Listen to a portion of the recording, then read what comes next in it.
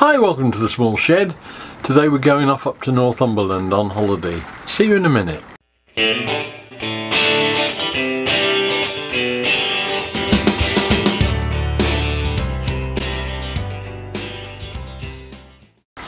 Now, originally this year we wanted to go and spend our wedding anniversary up in Northumberland. It was a part of the country I'd never seen other than passing through on the way up to Scotland, and we'd always promised ourselves that we'd get up there one day, and it just never seemed to have happened. And 50 years later on you find that you're still saying you'll go there.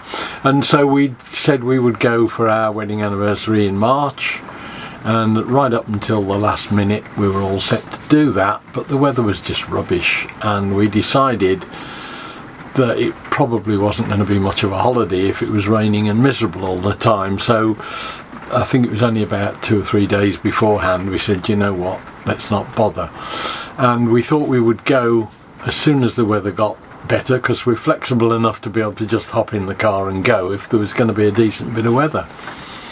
And this went on right the way through into the summer, when of course you get into school holiday period then, and it's harder to book things.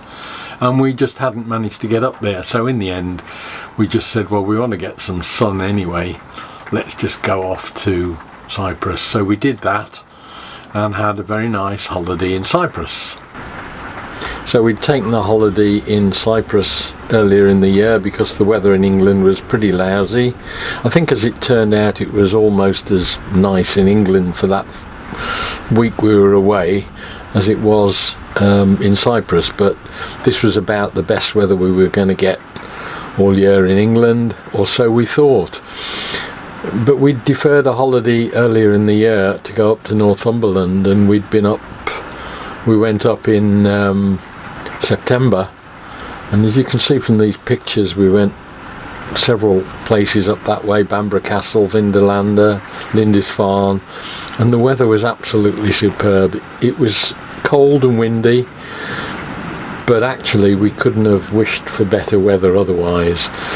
We had a day at Beamish at the museum there. It's rather chilling to see an area that they've just opened up which is 1950s, and everything that I grew up with and recognise was in there.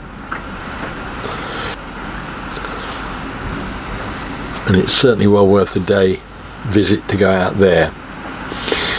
We'd stopped as a base in Alnwick, which was just north of Newcastle. We had a day in Newcastle, and again you can see the weather was just perfect. And Alnwick itself is a beautiful town. And as we were walking back from the centre the one day, we happened to notice a sign for a bookshop, which I'm a great lover of second-hand bookshops, so I thought we'd just wander up and have a look. We knew nothing about it other than that. Didn't expect to see much other than the normal sort of musty smelling place stacked up with things that you can't see or do. And it turned out to be a bit of a revelation. Barter Books apparently was started, I think, in the 70s or 80s, I'm not sure which. But it was originally started off as literally as a sort of a book swap place, and it's grown to be huge. And it's in an old station building, which of course appealed to me no end. They've kept all the theming of the bookshop to being railway related, if you like. They've kept the building in beautiful condition. They've reused a lot of the areas for things like the restaurant and side offices and things. But as soon as you walk in, you start to realise that it's something rather special. The fact that it's open from 9 till 7 every day, every week, gives an indication of the popularity. These sort of places are normally open 2 half days a week or something, and you go in immediately met by a warm log fire, nicely laid out book areas, and a strong railway sort of relationship all the while. There's locomotives in cases, there's coaches in cases. The building, as I say, has been kept in beautiful condition. We wandered in thinking this was very nice, and then found that this was only actually the very tip of the iceberg. When you go through, there is an absolutely huge area that was the original train shed, I think, where the trains would have come in and out, and it was absolutely massive. And to my delight as well, we've got trains running round on top of all the bookcases. There's a G scale or gauge 1, I'm not sure which, train running all day long, but there are just row upon row of books, different sections. It's the sort of place that if you want to go and get a book on fire engines of New South Wales, you'd find it, because I did, purely by accident.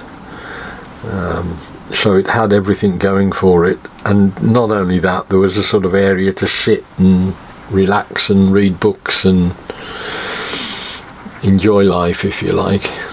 Plenty of railway books, different sections.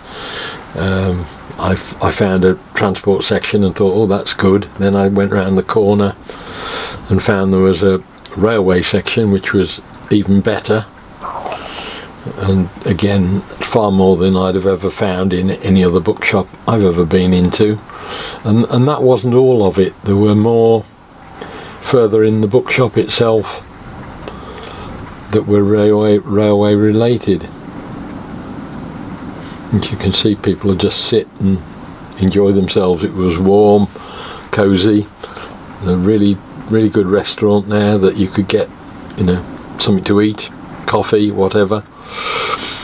There's all the people who've ever worked at the railway station up on a wall there, on a plaque on the wall, being remembered.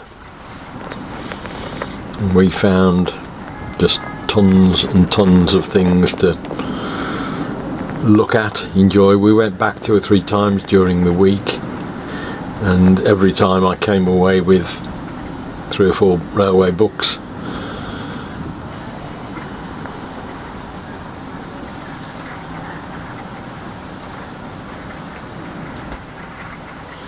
You can see the old building there, all the columns and the stone walls, all kept in good order.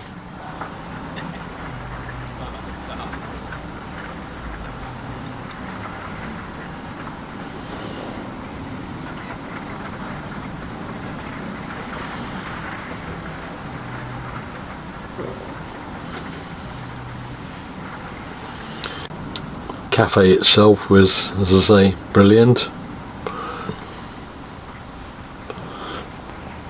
There was a craft and hobbies section as well that was pretty impressive. And then tucked away amongst the shelves, again I found another section of railway stuff. And then some of the more rare books were in cabinets, and again there were some railway ones in there. So I was in 7th heaven. Got a very small selection of records at one end as well.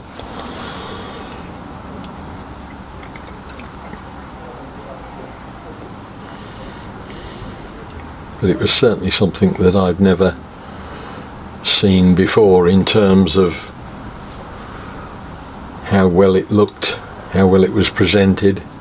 Again, some of the old photographs of the station and memorabilia from the area.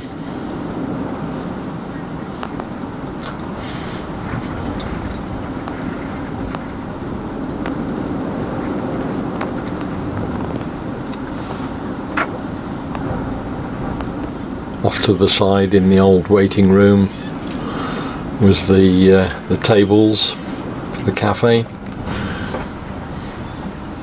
The toilets had all been refurbished.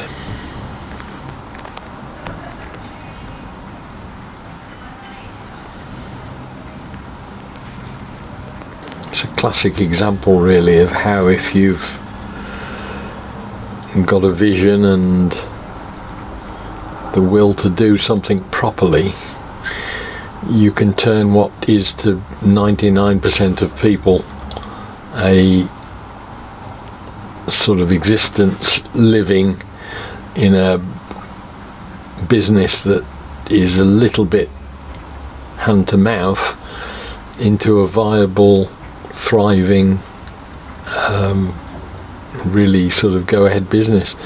You wouldn't think that in second-hand books you would be we've been to Hay on Wye, and there's lots of bookshops there, and there is indeed a cinema there that they've used for stocking books, and we've been in there before, but that just feels like every other second-hand bookshop, only bigger.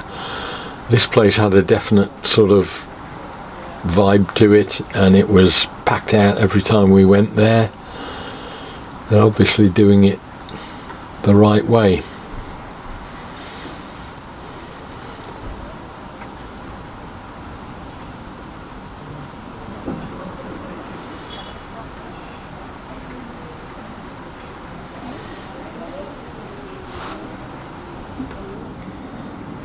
Now, you may have noticed in several of these shots the iconic "Keep Calm and Carry On" poster from World War II. This was originally intended to sort of raise the morale of the British public. They had 3 posters that were issued, or were due to be issued, in a series of one after another as things happened. One of them was "Freedom is peril, defend it with all your might." One of them was "Your courage, your cheerfulness, your resolution will bring us victory." And there was the "Keep Calm and Carry On" poster, which was, I believe, not actually ever issued. And this was in 1939 that it was prepared, and it basically disappeared from view, and it wasn't a thing until the year 2000, when in fact Barter Books discovered a copy of it in amongst some books. And so all the ones that you see nowadays, and all of the branding and copying of similar sort of nature, has come about through that find at Barter Books itself. So there's a bit of history there as well, that is why that you'll see all the mugs and the posters and that lying around in the shop.